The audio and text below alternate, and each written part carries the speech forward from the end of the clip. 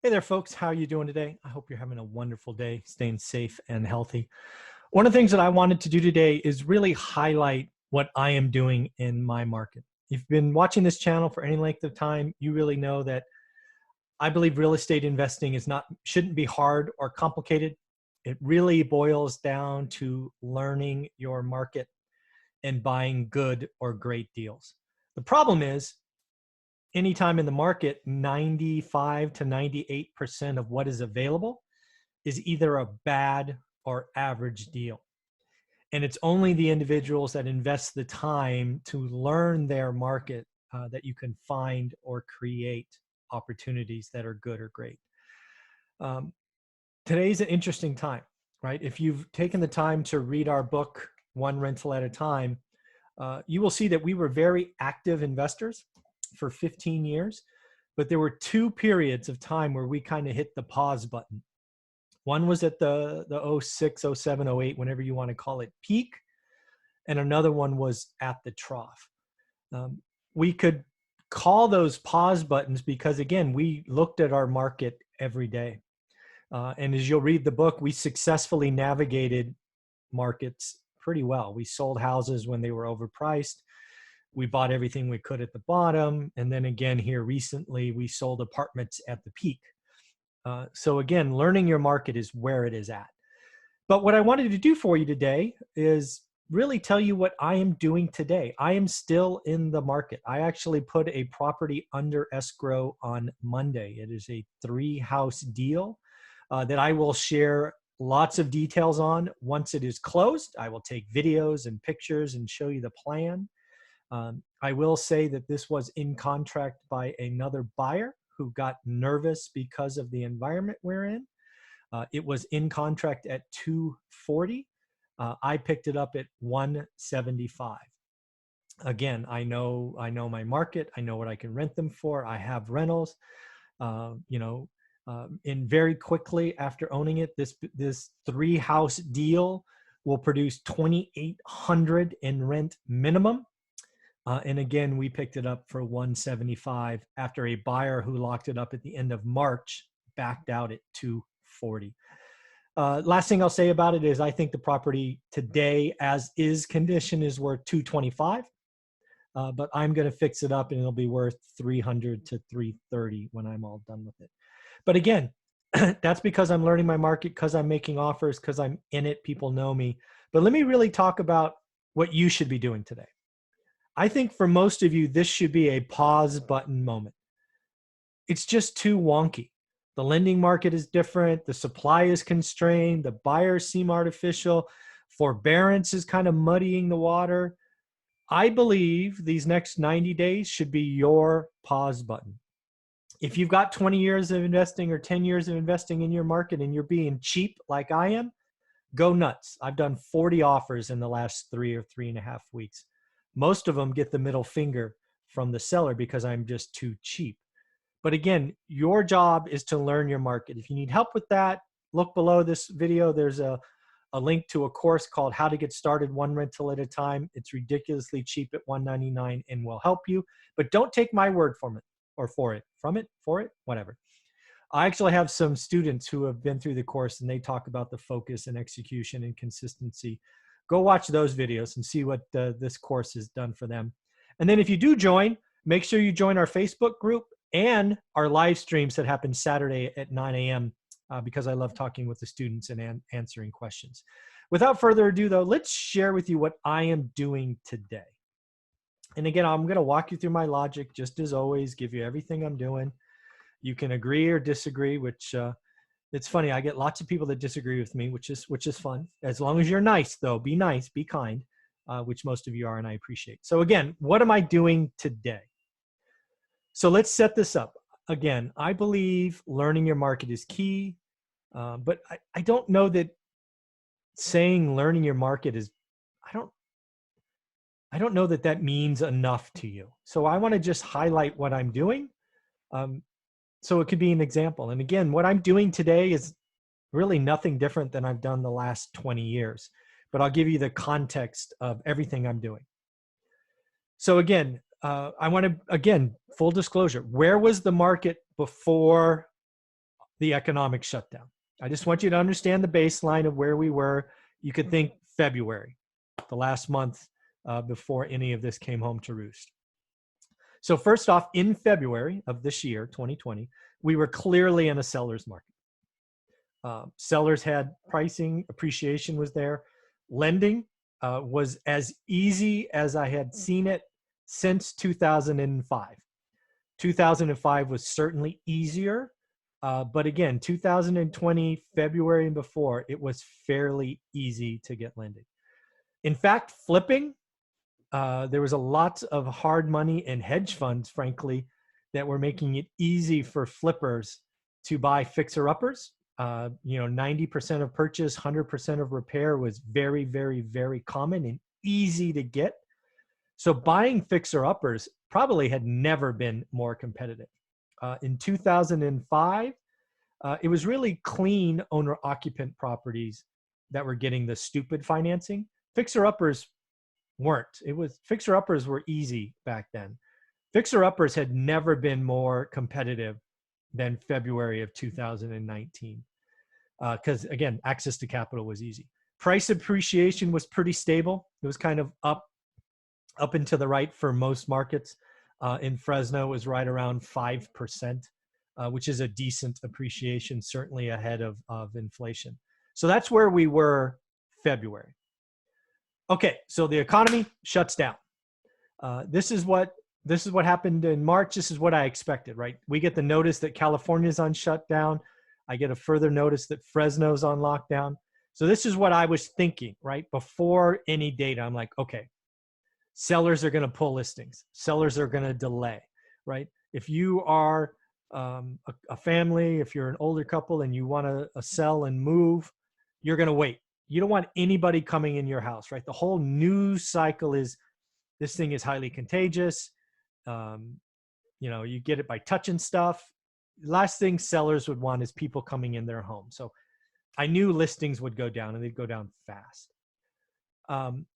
Buyers, I wasn't really sure what would happen to buyers. I knew they would be afraid, but I suspected sellers would freak out first, and they did. But buyers, I was like, this is a big decision for most people. Buyers certainly are going to want to walk through a house, but how fast are they going to pull back? Lending, I knew lending would change. I did not expect lending to change as drastically or as fast as it did. I knew lending would change. I did not expect what Chase and Wells Fargo have done. I didn't expect increased credit scores and down payments for owner occupants. I did not see that coming. I expected flippers to have harder access and more expensive access to debt. I did not expect it to turn off like it did. That was a surprise. But something I knew would happen, because I've been through this before, is there's always some must-sell inventory. Again, we will talk about what's happened. The must-sell inventory has even surprised me how little there is. And some of this just could be because of the speed and fall of this, but I've been shocked at how few must-sales there have been thus far. Okay, now we're kind of in the middle of this, right? We're closer to the end, hopefully, knock on wood, of the lockdown. Things will start to open up. So this is where it gets interesting. And this is what I'm doing right now every single day. I'm trying to figure out things. I'm sorry. First, before we do get there, that's the next slide. Sorry. These are things that surprised me thus far. So as of today, back, call it 6, call it 8, call it 10 weeks in lockdown. I was shocked, and probably I shouldn't have been, but I was, how dominant new construction listings are. Right? New construction in my market always was like 5 to 8% of listings. It was minuscule. There have been days where new construction listings have been 90%. And what's unfortunate is when people quote new listings now, they're not stripping out new construction. So new listings falls don't look as bad as they really are. New listings fell off a cliff. Just because you have, I don't know, let's give an example. Let's assume in a normal week, new listings of new construction is 5. We've had 50. So when you quote new listings, it kind of is not apples and orange. And I was surprised at how dominant that was. Uh, I had talked about median home prices so much in ad nauseum, but it has surprised me so far how clear it is becoming that we have two markets. Things that are 2x the median aren't moving. Price drops, it's not moving. It's not the place to be. Below the median, call it 75% of the median, is flying off the shelf. Now, listings are way down, don't get me wrong, but when it hits, it's gone. And I know this because I make offers and I call agents almost every day. If it's priced below the median and is basically somehow still standing, it gets sold. And then I'm starting to ask myself, who moves first, right? Buyers or sellers? And this is really buyers and investors, right? Owner occupants and investors and sellers, because we do not have a normal market. This health scare, this lending change has disrupted what was clearly a seller's market. We may come out of this and still be in the world-class seller's market. Inventory may be so constrained that prices have to go up. It's a possibility, and I did not see that coming. It is going to be pricing rising below the median, not above. Again, remember, we have two markets. And then what I'm watching for is, does lending loosen up? It will eventually, but when? And now lending first for owner occupants, lower credit scores, less down, and then eventually fixer uppers. This is all kinds of stuff going on right now. So things that I'm looking at daily: price drops. I thought we'd have more. We have tons, but it's all high-end stuff that does not make sense as rentals, at least in my market. We have, as a percentage of listings, more price drops now than I've seen in quite a while. But again, it's all the wrong inventory, at least in my opinion. I'm trying to figure out what's coming on fixer-upper versus clean and pretty. Right now, we are dominant with new construction, so clean and pretty. Not a lot of fixer-uppers, right? If you go back and listen to the interview with Michael Hernandez from this weekend, it's like, I forget what it was. It was like 6 or 7% of the market. It's just ridiculously low. And more than half of those are fire burn units. Like, you got to be a contractor to buy those things, right? So, but I'm watching because, right, when does the fixer-upper inventory hit the market? I'm looking for new listings to show signs of stress. I've seen a couple, and by new listings showing signs of stress, it will say things like owner financing available, must sell, seller, it'll say something about the seller's motivation. Back in 2005, it was all capital letters was common. I've seen a couple of those already, but not as many as I thought. But again, I look every day because this is an evolution. The market's a slow moving organism. And right now it's painfully slow below the median, and it's already evolving above the median.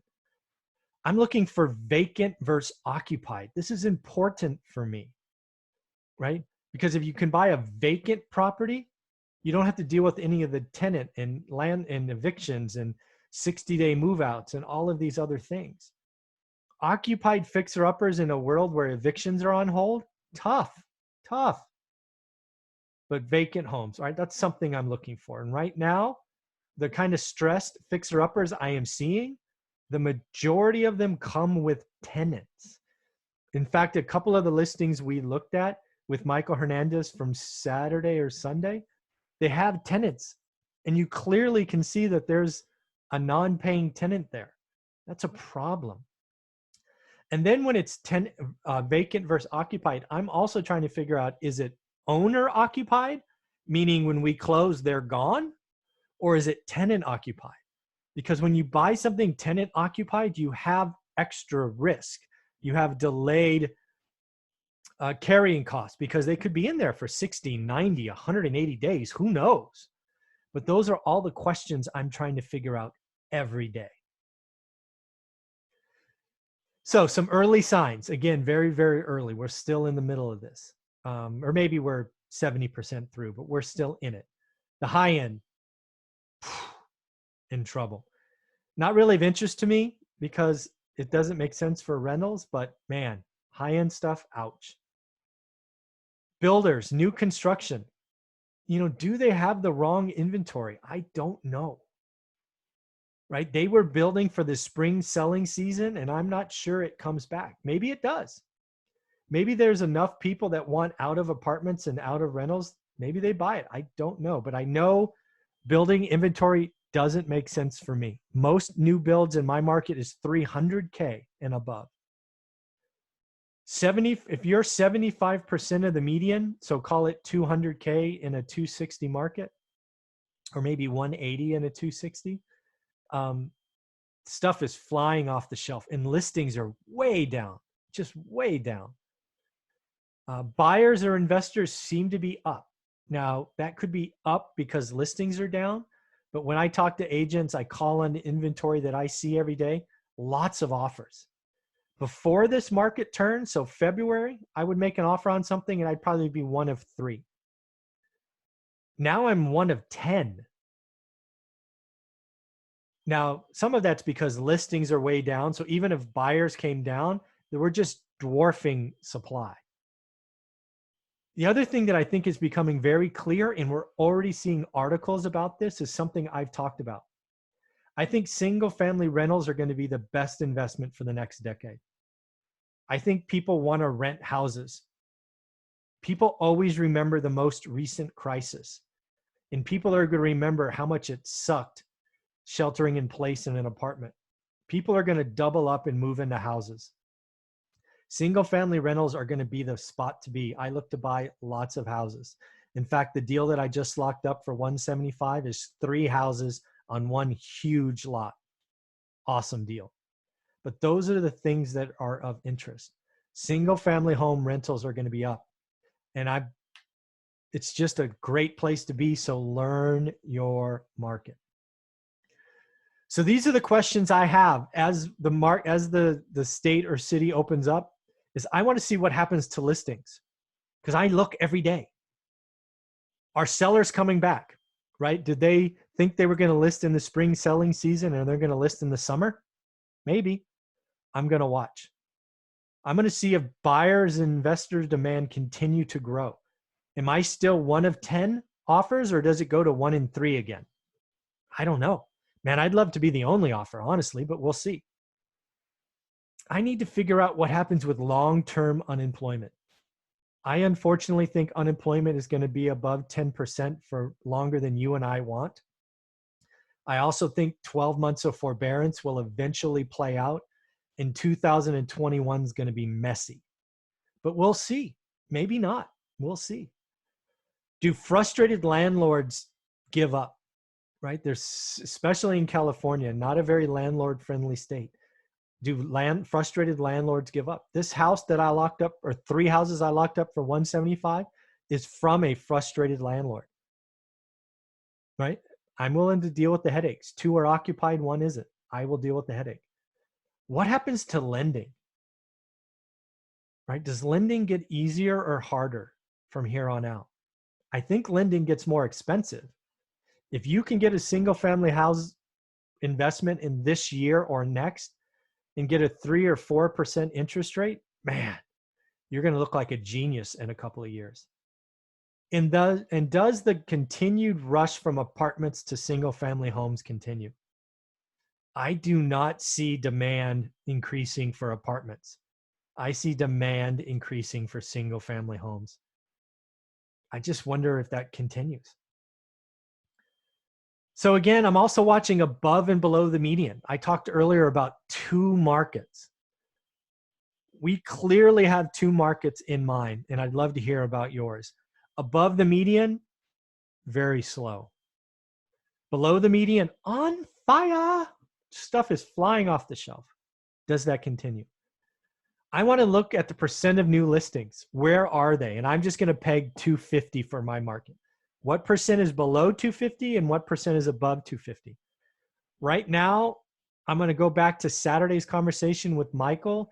I think it was 13% of new listings are below 250, which means 87% of listings are above 250. That's not normal. I'm going to watch that, see if it changes.